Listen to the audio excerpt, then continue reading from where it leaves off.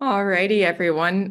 Good evening, and thank you so much for joining us this evening for today's TSMA Research Committee's webinar, Finding a Mentor When You Don't Have a CT Surgery Department.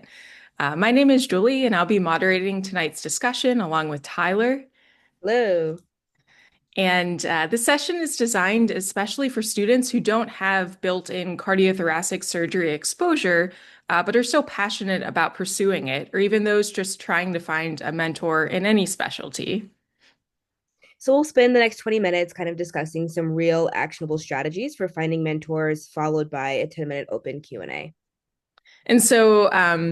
And as we go on tonight, feel free to raise your hand, post questions in the chat. We hope this to be a more kind of informal setting to discuss some of the questions that we students have routinely, when trying to navigate the CT process. And so I'm excited to introduce you to our TSMA committee co-chair member and who will be interviewing today, Evan Keck, a wonderful third-year medical student from Lincoln Memorial University DeBuss College of Osteopathic Medicine, who has helpful and firsthand information regarding his journey in finding a CT surgery mentor. So, Evan, if you'd like to go ahead and introduce yourself, we'll get started. Hey all, well, good evening. I'm glad you guys are all joining us tonight. Yeah, I'm Evan, so I'm a third year osteopathic medical student at LMU GCOM. Currently, I'm in Kentucky, so I'm doing my clinical rotations at Lake Cumberland Regional Hospital in Somerset, Kentucky. My surgical interests, they kind of involve thoracic oncology and robotic mitral valve repair. But it's great to meet you all and looking forward to talking with you. All right, so let's jump into some questions. Okay, so first question, many students at smaller schools, I would probably agree with this question, or without a CT department feel like mentorship opportunities can be out of reach. So what would you say to someone who feels that way right now? Yeah, I would say absolutely. I also think this is a really good question to talk through. I would say that if you feel that way, you don't feel you're not alone in that feeling. There's countless other students, in similar positions around the country, and I'd also say like it's not hopeless, even though it feels like it might be, because it's a very daunting thing when you hear about, students who have departments and all the resources that they have access to. There's ample opportunities for mentorship if you're like willing to look for it. Something that Tyler always says is like closed mouths don't get fed, and I really like that. And so, for instance, like here at TSMA, one of our partners is STS. And so what we can do is they work with us to provide a mentorship program for students who are interested. I'm going to drop the link to that on our website in the chat. So if you want to take a look at that, that might be helpful for you. You just take that link, it'll take you there, and then you can fill that form out. The other thing that I would say is, um, there's other opportunities to connect with people, who want to mentor. Like the way that I did it at my institution, we don't have any CT surgeons, but I kind of researched online, connected with my mentor via email, and from there we kind of started to dive into that relationship. And so I would say be willing to email, be willing to reach out to people, and then lastly, alumni. Alumni are your friend at your medical school. So a lot of times, what I do, and this is the resource that we use when we can't find a good way in is ask your alumni association at your med school if there are any alumni in the specialty. And if there are, they'll typically be willing to reach out to them for you, and then they can connect you there if the alumni is willing. So typically you just email and then they'll reach out and then they'll get back to you and say, hey, Dr. So and so is totally willing to get with you. Here's their email, shoot them a text or whatever, or email and do that. So yeah. Thanks, Evan. That's very practical and helpful advice. I think sometimes as students we feel, there's so much out there, it's hard to know where to look and where to begin. So I think, yeah, just like doing your own research and then kind of putting yourself out there sounds very useful and like it worked for you.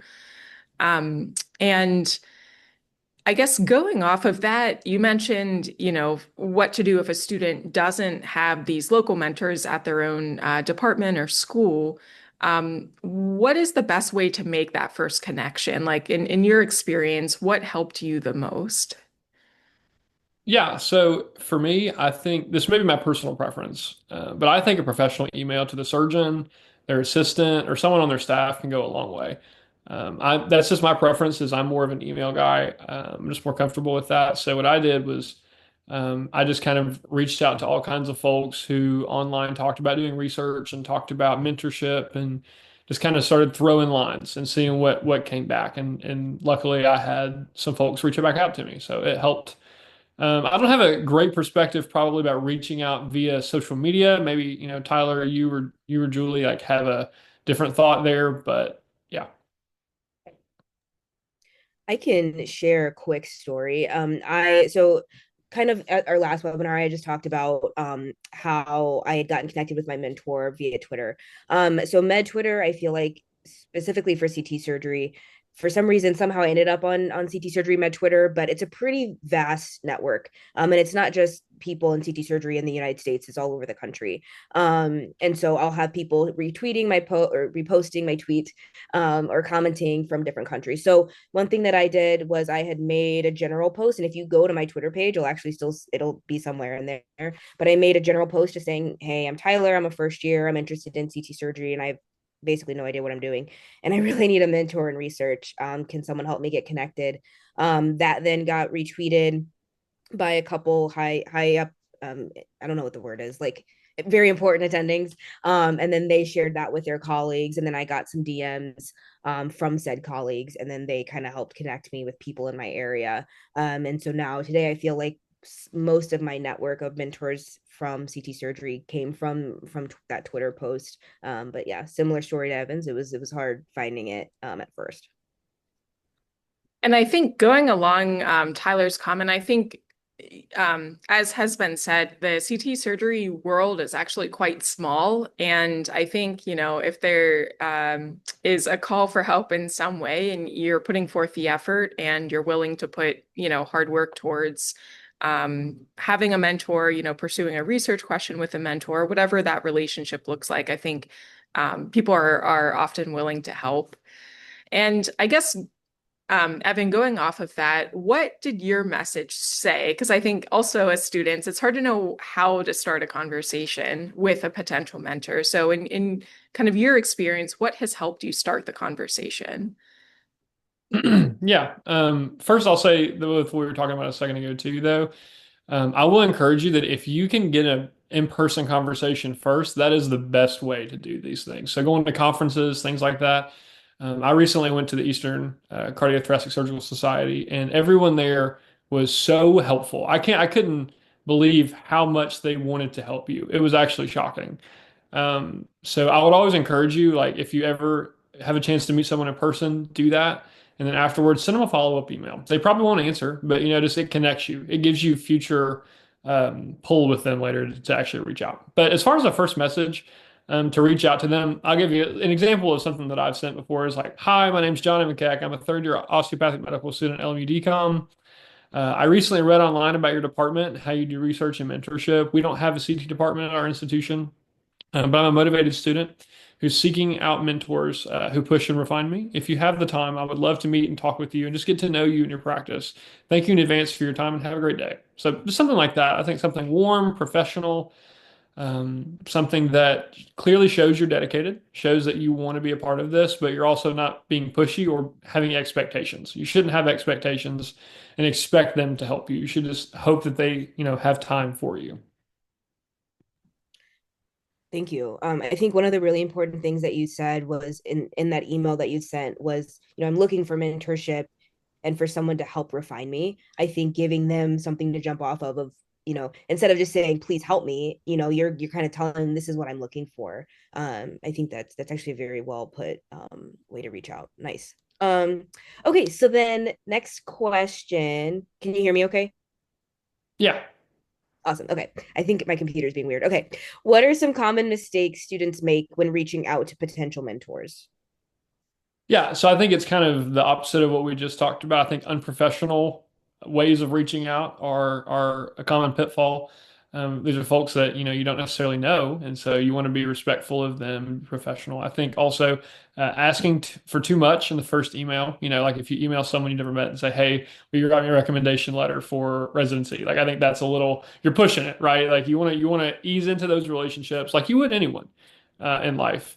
And so I think asking too much, you need to be a person. You want to show interest. You don't want to just ask for things.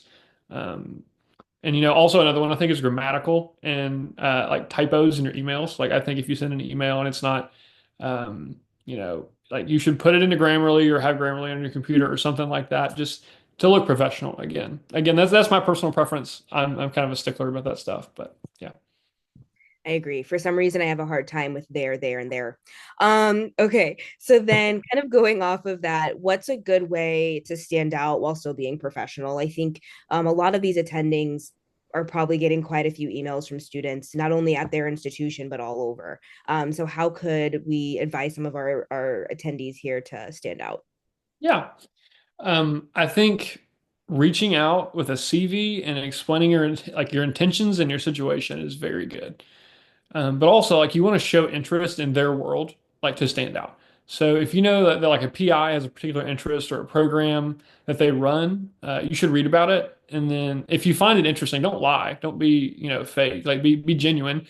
But if you find it interesting, you should talk to them about it because they love to talk about these things. So I met a guy recently at the Eastern who he's starting like a low income low dose CT screening truck. So he's like going to drive around, like they're going to drive around in this truck with a CT scanner in it and provide lung cancer screening for folks.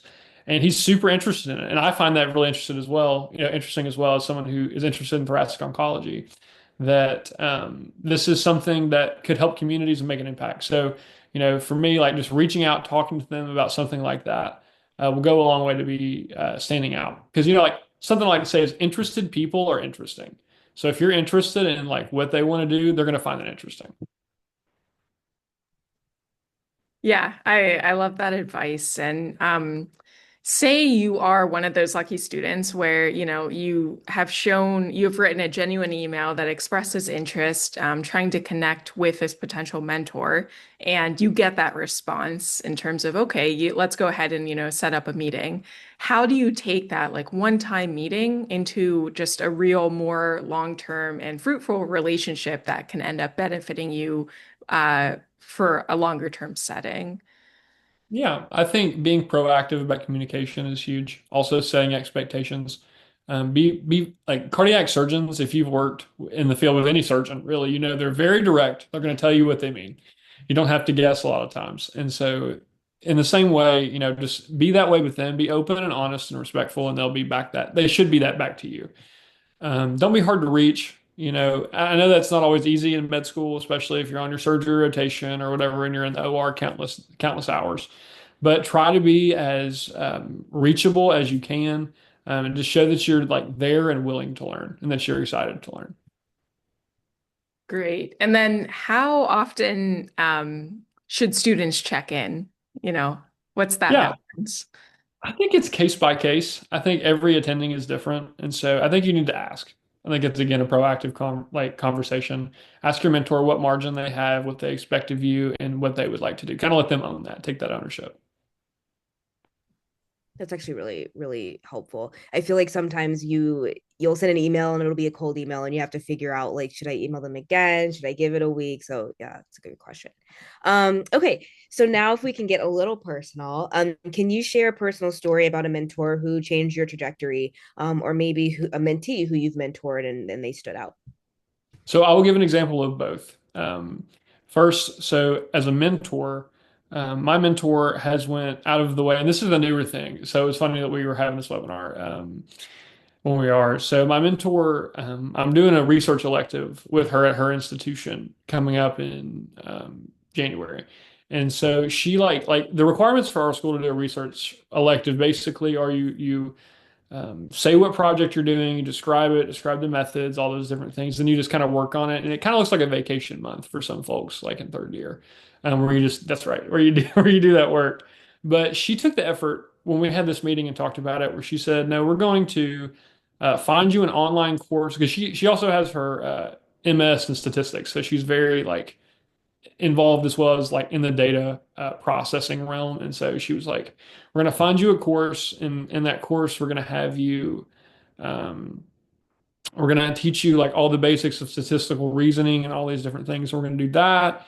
And then we're also going to meet weekly to go through like impactful papers and just talk through um, like different ways of interpreting data and looking into for future research and all these different things. So all that to say, she put a lot of effort into making it something more than it had to be, and it's going to be very beneficial in turn because of that. And so that's just such an impactful thing that you get to be a part of. And on top of that, she also is going to let me like in her OR, even though it's a research elective, and so we get to do some of that, have some of that exposure as well.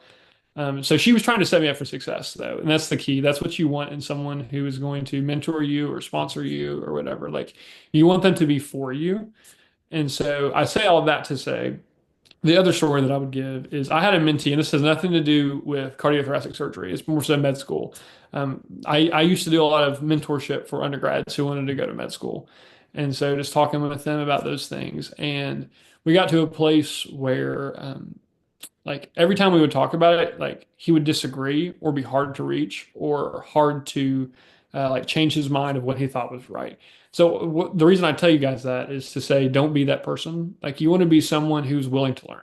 You want to be receptive to what folks say, and obviously you want to make your own decisions about things. You don't want to be someone who's blindly just listening to everything, but you want to, regardless of what you think the person's saying to you, you want to give them the respect that they deserve, and just value their input because their input is value, even though sometimes you have to chew up the meat, spit out the bones kind of thing sometimes. But yeah. Great. Thanks for sharing those stories. And I think your insight is important as somebody who's gone through this process and has also mentored others. So we appreciate your insight on that. And say for students who have tried reaching out, it's just not going anywhere. Maybe they're not getting any responses and just really haven't found that right mentor for them. What's one actionable thing that they could do, perhaps this week to move closer to building that relationship with them? Yeah, I think two things. First, if you haven't done it, I know we kind of preface that if you have, but start looking for folks and start sending emails. Like you should just do it. Like a lot of times it gets intimidating to not reach out and do these things because these folks have, like a lot of things that they're famous for. Sometimes in cardiac surgery, especially like I met Dr. David last week, who invented, and it was like, oh my gosh, this is kind of intimidating, but also he's just another person. And he just, you can talk to them like another person. So research it, send the emails, do those things. Because if you don't do those things, you're not going to get to go anywhere, right? You have to take steps in order to progress. And sometimes just doing that can yield a lot of results. But if not, I really liked what Tyler said about making a social media post, kind of just getting in that cardiothoracic surgery Twitter world or X world. It's super helpful, and folks really want to be a part of what you're doing. So yeah. Perfect. So that's pretty much all the planned questions, Evan, that we had for you. So we can move into the Q&A section. I wanted to really quick highlight something that I received some advice on as I enter the interview realm of my time in thoracic surgery. So a quick definition difference between mentorship and sponsorship. So something that an attending had told me one time is a mentor, someone who's going to guide you and give you feedback and help you figure out how to grow, whether it's as a medical student and let's say you get into surgery or thoracic surgery as a resident within that field and then eventually as an attending, et cetera. Whereas a sponsorship is that relationship where that person is kind of your advocate. So when you aren't in the room and they are in a room with other people who are help make some important decisions regarding your career, they're the ones that are being willing to say, hey, this student, Evan, he is really hardworking. He has strong passion for thoracic surgery. I think he would be really great for this residency program. So I think when you're going into these, and Evan, if you want to chime in, when you're going into forming these relationships, kind of sussing out, am I looking for a mentorship or am I looking to develop more of that sponsorship relationship? Yeah, no, I agree. I was thinking through that today too. And typically, I think sometimes, and tell me if I'm wrong, a good sponsorship relationship comes from a good mentorship relationships. Oftentimes, like having a mentor and them learning that you are reliable and trustworthy and hardworking can sometimes turn into those things too. Perfect. Does anyone in our audience have any questions? You can post it in the chat if you do. You can also feel free to just jump on the mic and ask away. I think Evan is a really good resource. He's created a really strong trail for himself within pursuing thoracic surgery. So um, while we wait, please interrupt me if anyone has any questions, but we'll just ask some other side questions and then again, just interrupt me. I won't be offended. Okay, so kind of on that line, I just saw this. What's a good difference between a mentor, a sponsor, and an advisor? Do students need all three? Yeah, I liked what you said about it. And so that's kind of what I was saying. Like a mentor, but this is the way I think about it. But Tyler, tell me if you think different, because that's totally okay. I think it's kind of back and forth about, you know, I always thought that a mentor was someone who like helps develop you kind of personally and professionally. They guide you as you grow in your career. They like to offer feedback, especially, and they help you like navigate the culture, of surgery and different things like that. Whereas like a sponsor, like you said, is like a powerful advocate, someone who's like in the room when you're not in the room. They're there to help you open doors. They use their reputation oftentimes to open doors for you. And so I was at a conference where a program director was a thoracic surgeon, and he had a general surgery resident with him who was interested in thoracic surgery. And he was going around to like he knew like everyone. He was former president of the Southern Thoracic Surgery Surgical Association, excuse me. But he was just going around like telling everyone, it's like, hey, she's awesome. Hey, do you know her? Hey, do you know her? Like doing that you want that person because that's what, in my experience, the CT surgery academic world is a lot of that. They all know each other and they're all friends. They're all actually pretty fun too. If you get to know them, they're all really fun. But that goes a long way. And then an advisor, and feel free to chime in as well, y'all. But like an advisor, someone who kind of gives like specific, sometimes like logistical, technical guidance. So more so like planning. I think about like academic advisors when I was in college, those kinds of things. Yeah, I would agree. And I think I'll add on to that, like kind of what we've talked about too. It should be a mutually beneficial relationship, right? In the sense that your success is their success.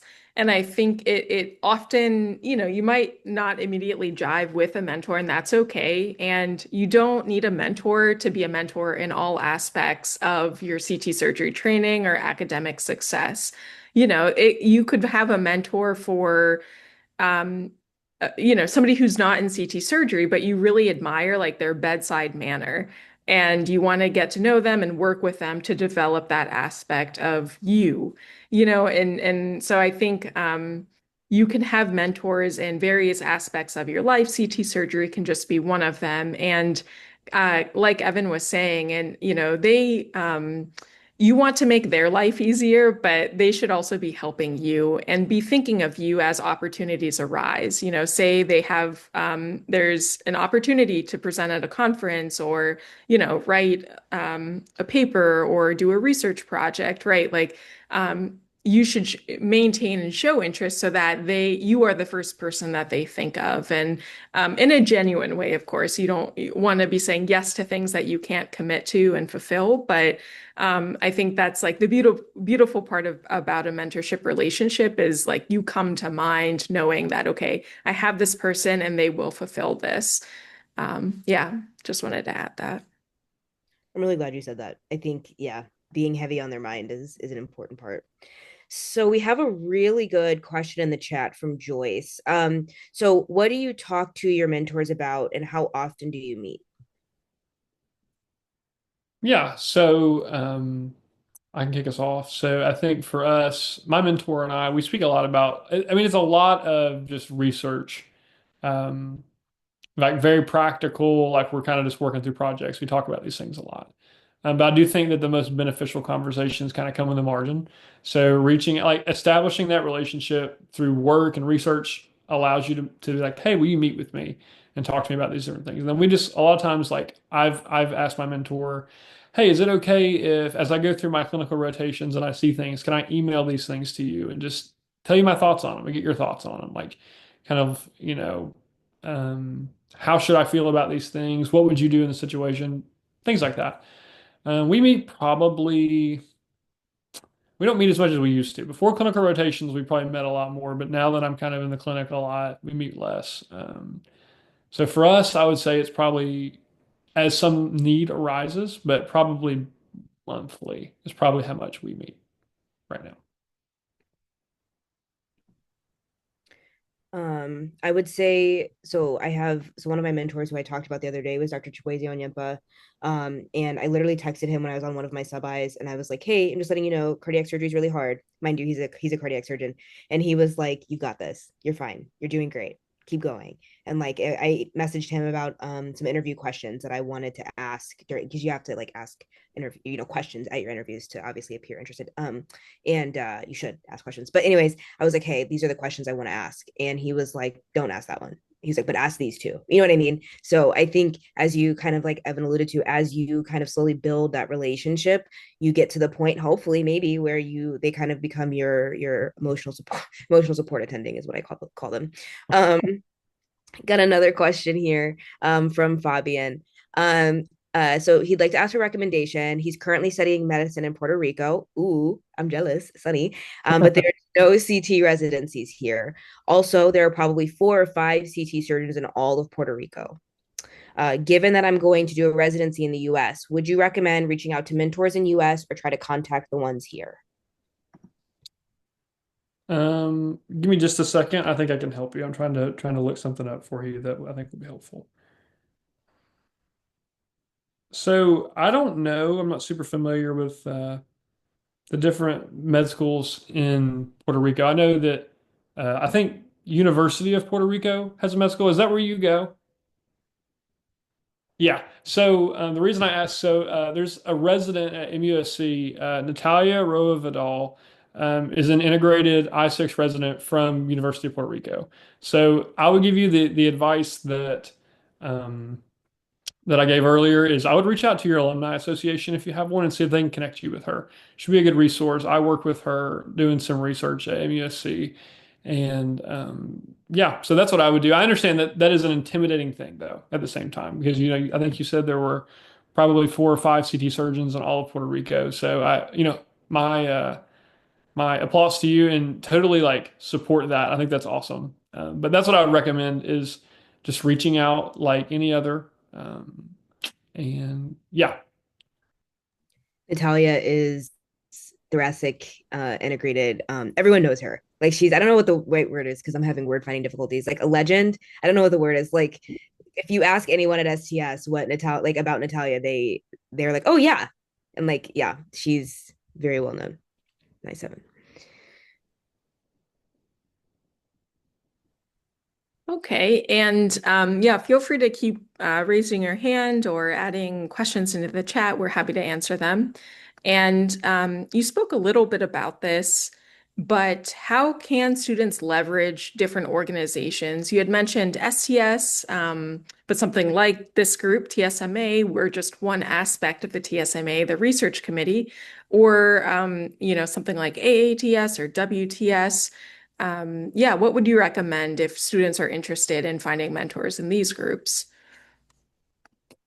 I've always found that these folks are very interested in mentoring as well. And so I would just encourage, a lot of these different organizations will have mentorship programs that you can use. And I would encourage you to do all of those because it's never bad to know folks. It's never bad to know more and more people. So I just encourage you to, be familiar with their websites, be familiar with their people on social media, things like that. I mean, it can go a long way for you. Because in my experience, I don't, I my experience is not perfect on this, but especially like kind of going back to before, like folks who are IMGs, um, and I could be wrong about this, but I don't think it's been my perspective of the folks I've met that they would exclude you because you're an IMG. I think that folks they want to help you. It doesn't matter who you are. I'm trying to think. I don't know name dropping here, but there's one of the really famous CT surgeons who invented the Y incision. He was, or yeah, he is mentoring an IMG student currently because that IMG student had sent me a message and was kind of talking about it. So I will say I agree with you that I think regardless, if you are a student who is willing to kind of be molded and guided and led, I think they'll be willing to give you that relationship. Okay, and we kind of talked about it earlier. How do you think students can use social media, whether it's Twitter slash X or LinkedIn, effectively and professionally to find mentors?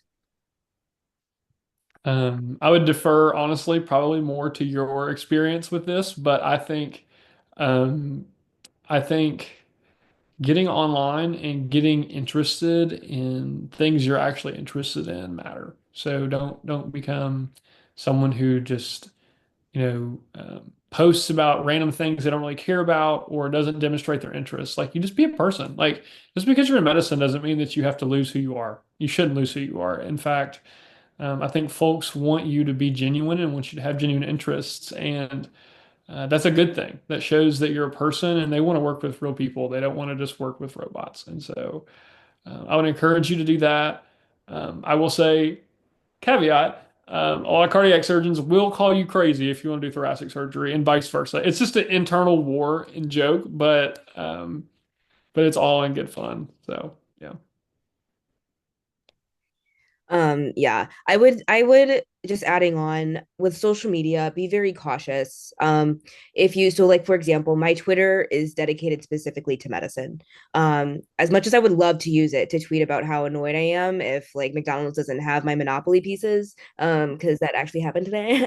But as much as I want to tweet about that, like just keeping in mind that because I'm using my Twitter to reach out to these people and they're using Twitter to reach out to me, they're going to be seeing that. So be very smart with what platform you're using. Like LinkedIn, I don't even know. I feel old in this realm of medical school, so I don't know if you guys still use LinkedIn. I use LinkedIn. I don't know that I think that's a pretty safe platform. But I know Twitter is a little bit more conversational. So I would, if we were having battle of what social media, I would say Twitter is nice for conversation, but again, if you're going to use it for networking, then kind of be mindful that they can see everything you post. Cool. All right. Well, do we have any other questions or anything from our audience members? One thing I wanted to add too, we had talked about the conference, mentorship or society mentorship opportunities, but I did want to say many of these societies hold conferences right throughout the year. And so they often have sessions catered towards medical students, some of which are mentorship opportunities where you'll have, pretty big name attendings join in on these student mentorship.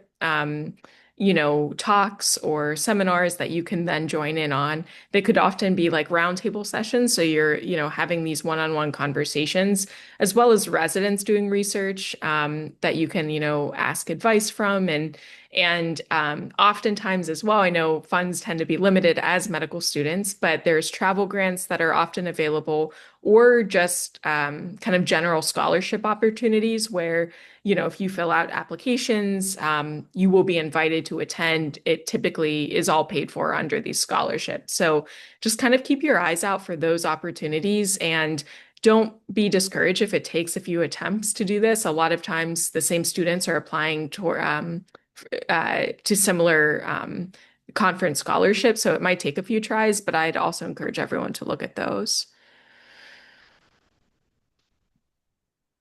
It looks like we have another question. Ooh, we're getting more questions. Okay. From Joyce, is there an important difference between connecting with mentors at the PD versus attending versus resident level? That's a good question. I think at our level, I think introduction wise, things like that, no. I think treat every resident all the way to attending, all the way to PD with the most professionalism. Treat them as if they are a program, treat everyone like they're a program director in the beginning. That's how I always look at it. And so, like, every time I reach out to a resident who I've never met, I say, "Hi, Dr. Vogel. I'm so and so, whatever." And they're always like, "Hey, call me Andrew," or "call me whatever," like those kinds of things. But it's always better to start there because you can't walk that back, right? If you overstep, then it kind of really puts a damper on the rest of the relationship after that. So that's what I would say. Just reach out with professionalism for everyone, Yeah.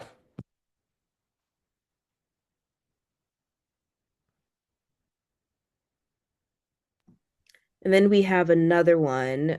Is it Shanali? Am I pronouncing that correctly? I like to make sure I'm pronouncing people's names right. I go by Sean. It's probably close enough. Sean, Yep. rock on. Okay. All right. So from Sean, what does it typically take to turn a mentoring relationship into a sponsorship? Excellent question.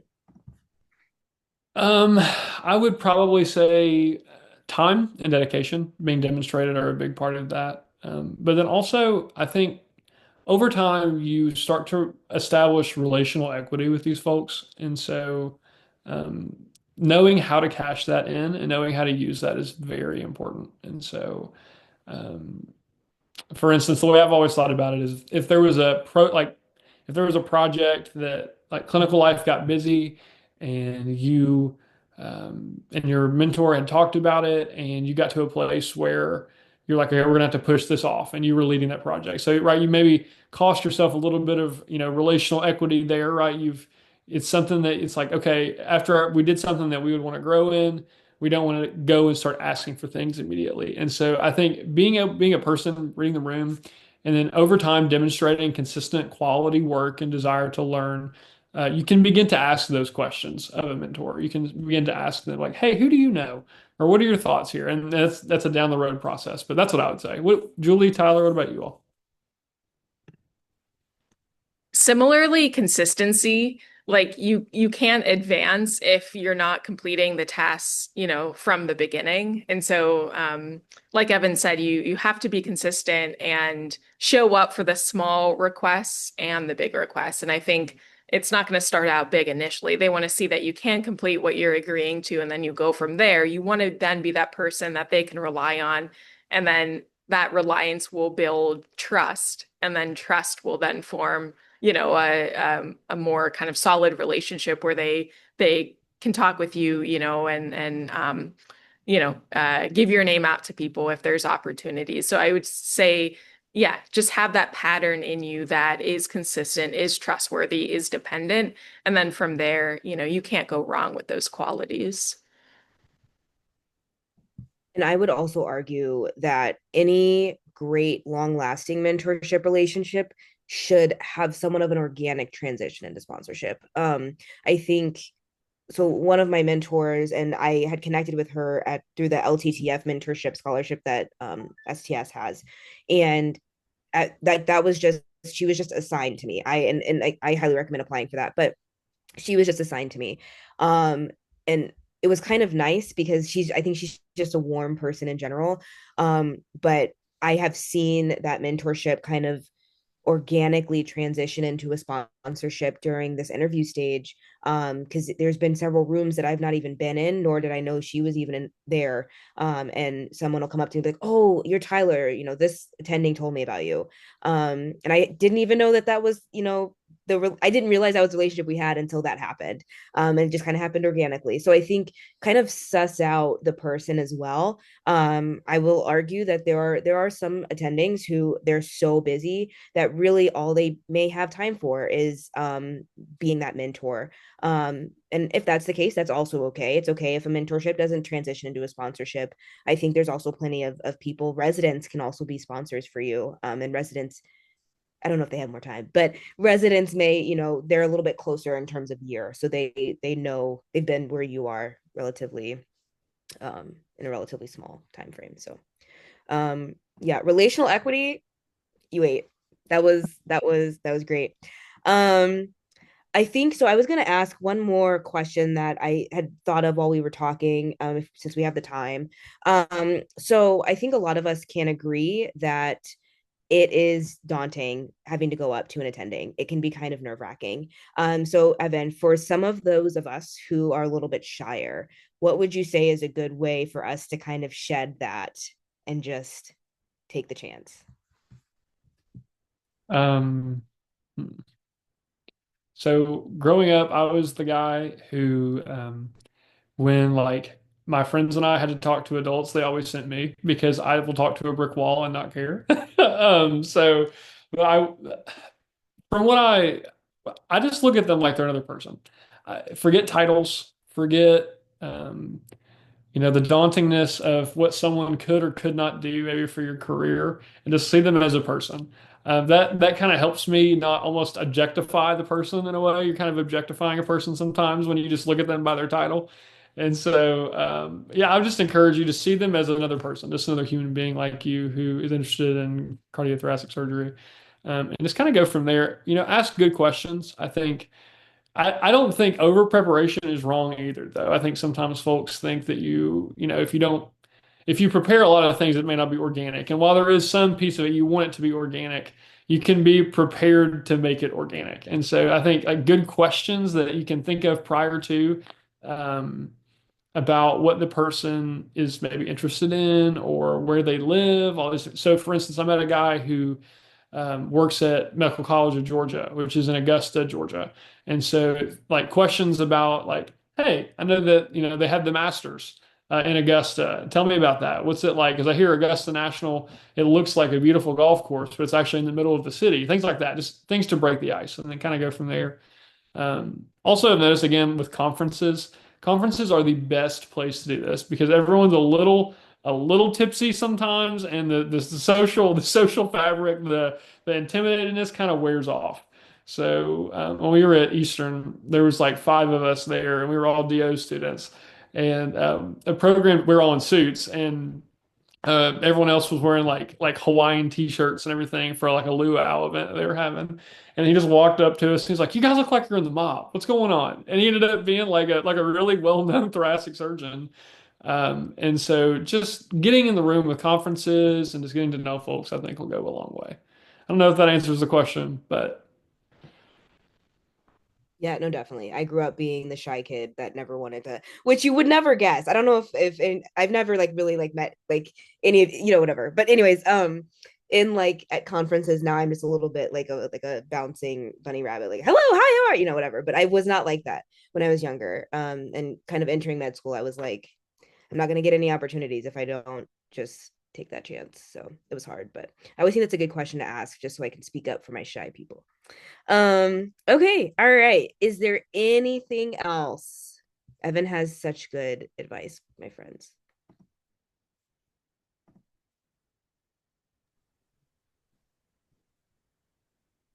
Evan, you've offered such wonderful advice. I propose you hold like an office hours where people can drop in. It's very practical. I think it's been wonderful to hear your insights, and yeah, I've learned a lot from you, and I think everyone can say the same. So really appreciate you and your time and your insights tonight.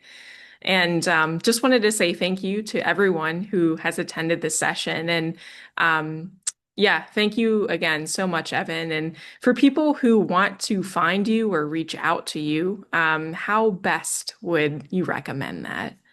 yeah, I would say Twitter is probably best for me right now. If you want to reach out, I'll drop my Twitter handle in the chat if you're interested. It's just Evan Keck, but that's probably the best way to get with me, honestly.